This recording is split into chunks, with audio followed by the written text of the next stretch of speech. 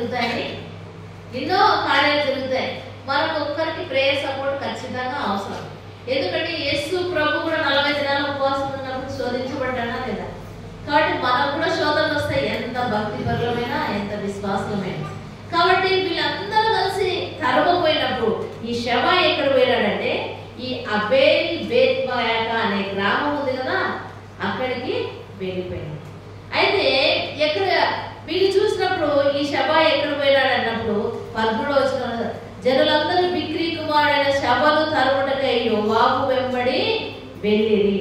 13వ వచనం, అతడు ఇశ్రాయేలు గోత్రపు వారందరి యొద్దకు, ఆబేలు వారి యొద్దకును, బేత్మయాక వారి యొద్దకును, బెరీలందరూ కాగా వారు కూడుకొని అతను వెంబడించారు.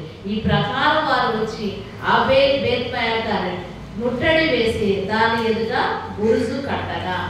అంటే ఈ పురంలో ఏమైంది?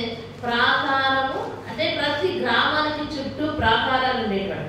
బురుజు అంటే ప్రాకారాలను ఎవరైనా శత్రువు లోపలికి ప్రవేశించకుండా ఆ బురుజును ఏం చేస్తారంటే చుట్టూ కంచె, ఇప్పుడు మన ఇంటికి ఏ విధంగా గేట్ ఉంటుందో కంచెలాగా ఉండే, ఆ విధంగా వాళ్ళు ఏం చేస్తారు, ఆ ప్రాకారం యొక్క బురుజుని మూసేసి ఉంచారు.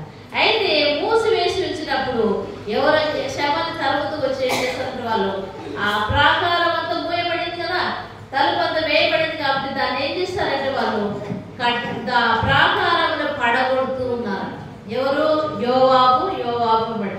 అయితే ఈ విషయము ఆ గ్రామంలోని వారందరికీ తెలిసింది, కానీ భయముతో తలుపులు మూసుకొని ఉన్నారు. ఏదో యోవాబు వారు వచ్చినారు, మన పట్టణాన్ని ముట్టడి వేస్తున్నారు, మనల్ని ఏం చేస్తారని చెప్పేసి అందరూ భయముతో ఉన్నారు. భయముతో ఉన్న సమయంలో ఒక్క స్త్రీ, యుక్తి గల ఒక స్త్రీ ఏం చేసింది?